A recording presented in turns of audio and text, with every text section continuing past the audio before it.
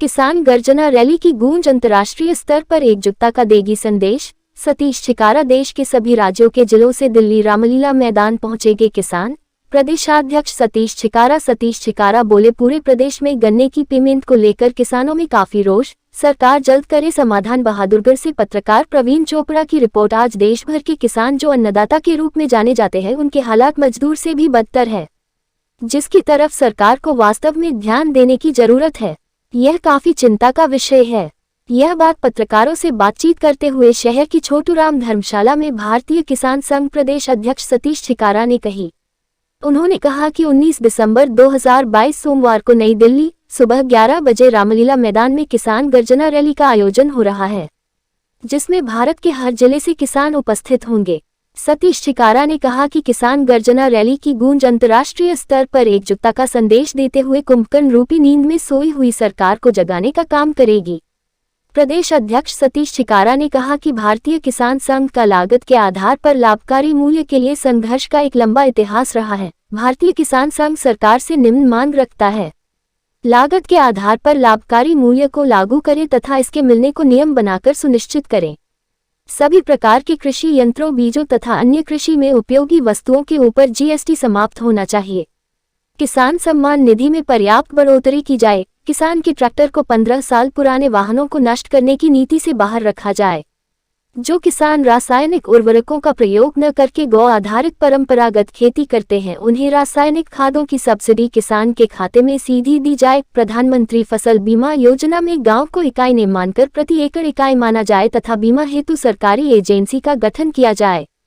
सभी प्रकार के बीटी कपास व जीएम सरसों के बीजों पर पूर्ण रूप से प्रतिबंध लगे, क्योंकि यह कृषि, पर्यावरण व भारतीय संस्कृति के लिए विनाशकारी है। प्रदेश के जिन जिलों में जलभराव या सेम की समस्या है, योजना बनाकर उनका उचित समाधान किया जाए।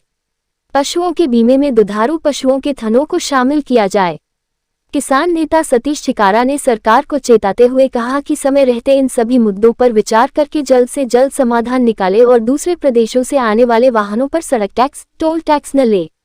उन्होंने कहा कि पूरे प्रदेश में गन्ने की पेमेंट को लेकर काफी रोष है और दक्षिणी हरियाणा में बाजरा खरीद पर भावांतर भरपाई योजना के तहत किसानों की राशि नहीं दी गई है, जो जल्द से जल्द मिलनी चाहिए। इस अवसर पर जिलाध्यक्ष सत्यवान ढाका रोहतक, ब्लॉक अध्यक्ष सांपला विकास खत्री, ब्लॉक सह अध्यक्ष बहादुरगढ़ राजकुमार, खेल सिंह छिल्लर, मास्टर पुरुषोत्तम छिकारा, सोमवीर ढाका, रमेश चंद्र, विजय दिनोदिया, सोनू मांडोठी, जयप्रकाश डागर, राजकुमार सांपला, रंजीत, सोमवीर ढाका, रमेश चंद्र रोहिल्ला आदि मौजूद रहे। 19 दिसंबर को किसानों से संबंधित समस्याओं को लेकर के दिल्ली के रामलीला मैदान में किसान गर्जना रैली का आयोजन हो रहा है और जिसमें पूरे देश से लाखों की संख्या में किसान शामिल होंगे।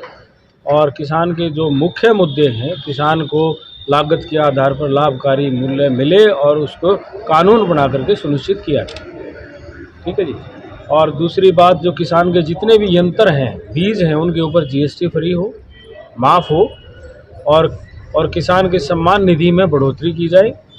किसान फसल बीमा योजना के अंदर गांव को इकाई ना मान करके प्रति एकड़ को इकाई माना जाए, क्योंकि जो प्रीमियम लिया जाता है वो प्रति एकड़ के हिसाब से लिया जाता है। और जो दुधारू पशु हैं, उनके इंश्योरेंस में उसके दुधारू पशुओं के थनों को भी शामिल किया जाए।